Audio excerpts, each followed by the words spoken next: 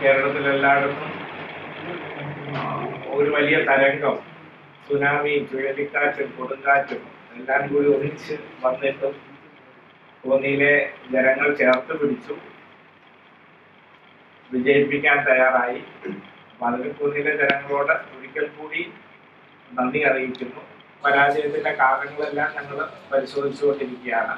ഇപ്പോൾ നാളെയും മറ്റന്നാള് 15, 16, 17 തീയതികളിലായി CPIM-ന്റെ ജില്ലാ സെക്രട്ടേറിയറ്റും ജില്ലാ കമ്മിറ്റിയും എല്ലാം സംസ്ഥാന ലീഡർഷിപ്പ് പങ്കെടുത്തുകൊണ്ട് ചേരുകയാണ്. അപ്പോൾ ഓരോ മണ്ഡലത്തിലും പരാജയ കാരണം പരിശോധിക്കപ്പെടും. അപ്പോൾ ഏറ്റവും വിഷമിപ്പിക്കുന്ന പരാജയം ഉണ്ടായത് തിരുവല്ല മണ്ഡലത്തിലാണ്. മുൻ മന്ത്രിയാണ്, ഘടകകക്ഷിയുടെ സംസ്ഥാന പ്രസിഡന്റാണ്. അടിസ്ഥാന സൗകര്യങ്ങളിൽ ഒരു വലിയ നിലയിലുള്ള ഒരു മുമ്പോട്ട് പോക്ക് കഴിഞ്ഞ 6 വർഷം കൊണ്ട് ഉണ്ടാക്കിയെടുക്കാൻ വേണ്ടി കഴിഞ്ഞിട്ടുണ്ട്. ഉപതെരഞ്ഞെടുപ്പിന് ശേഷം വ്യക്തമായ ഒരു പ്ലാൻ തയ്യാറാക്കി തന്നെയാണ് മുമ്പോട്ട് പോയിട്ടുള്ളത്. അപ്പോൾ അതിന്റെ ഭാഗമായി അടിസ്ഥാന സൗകര്യങ്ങളിൽ അനുവദിച്ച പണം ഉപയോഗിച്ച് നടത്തുന്ന വികസന പദ്ധതികളെല്ലാം കൂടുതൽ വേഗം പൂർത്തീകരിക്കപ്പെടണം. മെഡിക്കൽ കോളേജ് ഉൾപ്പെടെയുള്ള വികസന പദ്ധതികളെല്ലാം വളരെ വേഗം തന്നെ പൂർത്തീകരിക്കപ്പെടണം.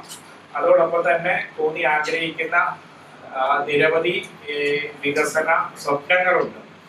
ഇപ്പോൾ കഴിഞ്ഞ ദിവസങ്ങളിലെല്ലാം നിങ്ങൾ ചർച്ച ചെയ്തത് വിമാനത്താവളമാണ്. അങ്ങനെ നോക്കുകയാണെങ്കിൽ ശബരിമലയിൽ ഏറ്റവും അടുത്ത് നിൽക്കുന്ന സ്ഥലം, ആ സ്ഥലം, വിശാലമായ സ്ഥലം കോന്നിയിൽ ഉണ്ട്, നമുക്ക് എല്ലാവർക്കും അറിയാം.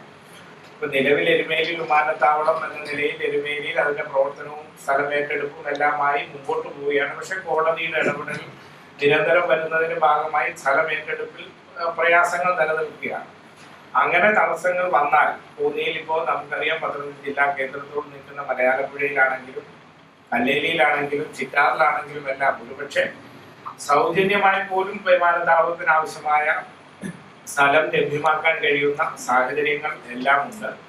നമുക്ക് എന്തായാലും ശബരിമല നമുക്കറിയാം ലക്ഷക്കണക്കിന് തീർത്ഥാടകർ വരുന്ന ഒരു കേന്ദ്രമാണ്.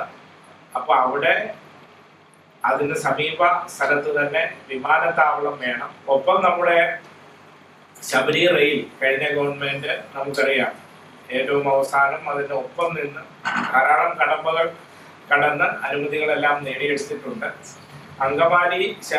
അങ്കമാലിയിൽ നിന്നും എരുമേലി കഴിഞ്ഞു. ഇനി എരുമേലിയിൽ നിന്നുള്ള വിഴിഞ്ഞത്തേക്കുള്ള പാത പുനലൂർ കോന്നി പത്തനംതിട്ട മുല്ലൂർ പത്തനാപുരം വഴിയുള്ള ആ പാത, അതും കൂടി വിഴിഞ്ഞ കണക്ട് ചെയ്യുന്ന നിലയിൽ വേഗം യാഥാർത്ഥ്യമാക്കുന്നതിനാവശ്യമായ ക്രമീകരണങ്ങളും ജില്ലയിലെ MLA-മാരെല്ലാം കൂട്ടായി നിന്നുകൊണ്ട്, കക്ഷി രാഷ്ട്രീയത്തിന് അതീതമായി ജില്ലയിലെ MLA-മാർ കൂട്ടായി നിന്നുകൊണ്ട് നമ്മുടെ ജില്ലയ്ക്ക് ഈ 2 വികസന സ്വപ്നങ്ങളും യാഥാർത്ഥ്യമാക്കുന്നതിന് വേണ്ടിയിട്ടുള്ള ഇടപെടൽ ഉണ്ടാവണം.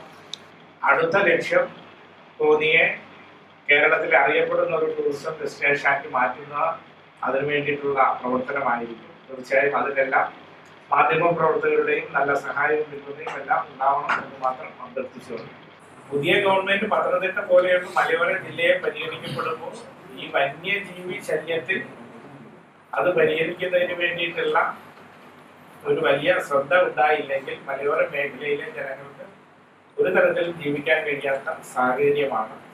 തീർച്ചയായും ആ കാര്യത്തിൽ പുതിയ ഗവൺമെന്റും ഇടപെടും എന്ന് തന്നെയാണ് ഞാൻ പ്രതീക്ഷിക്കുന്നത്.